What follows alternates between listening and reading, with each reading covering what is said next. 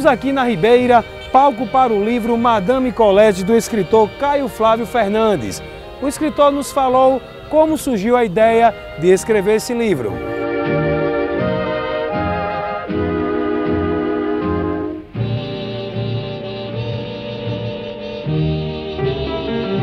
Essa ideia de escrever esse livro partiu da minha infância. Eu tive uma infância que o bairro da Ribeira era uma transição entre a minha residência, a residência dos meus pais, e o veraneio na Praia da Ridinha. Então eu transitava por esse bairro durante esse período da infância e ouvia de meus pais, dos mais velhos, as histórias sobre esse bairro, que foi onde deu origem a toda a história da cidade do Natal. Os americanos tiveram em Natal no período de 1944 a 45, que foi o término da Segunda Guerra.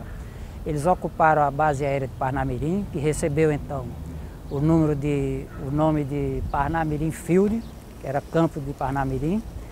E eles, quando estavam nas folgas, vinham para o bairro da Ribeira, que era o bairro que funcionava toda a parte comercial, a parte artística, a parte de lazer, a parte de boates da cidade. Então eles frequentavam essa parte e aí é que se desenrola totalmente a trama e a ficção do livro que eu resolvi escrever sobre esse período. Madame Colette é um romance ambientado na Ribeira, em Natal, durante a Segunda Guerra Mundial. Conta a história de uma dona de cabaré com descendência francesa que sai da Lapa carioca e se torna confidente de políticos e autoridades. Caio Fernandes fala do casarão que ainda existe na Ribeira e serviu para a capa do seu livro.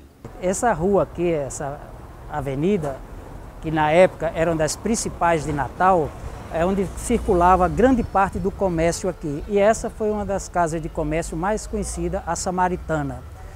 Ele serviu de inspiração para a capa do meu livro, porque é um dos poucos prédios históricos que ainda está preservado a fachada.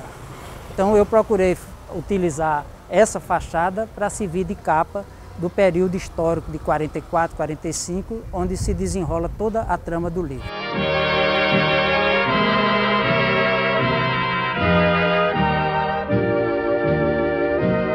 O escritor Caio Flávio Fernandes também nos falou da importância de Augusto Severo para a história da nossa cidade.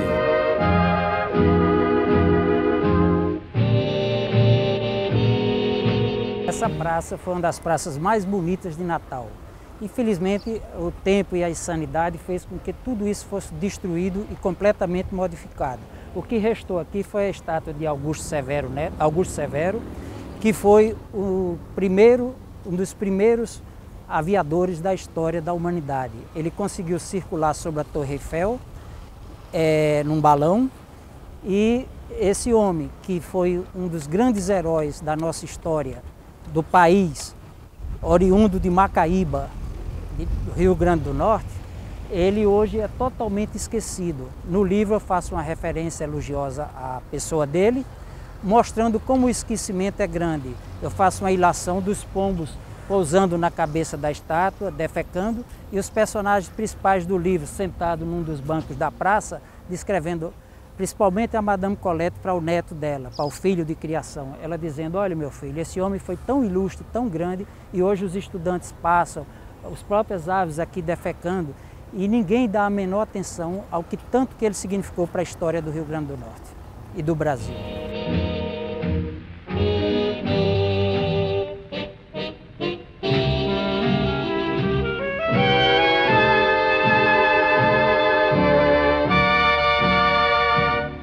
Um dos símbolos da antiga Ribeira, o Grande Hotel ainda exibe seus encantos e foi palco de muitas histórias contadas no livro. Um dos únicos prédios que foi mantido a arquitetura original, ele era o único hotel que funcionava na época desse período do término da guerra.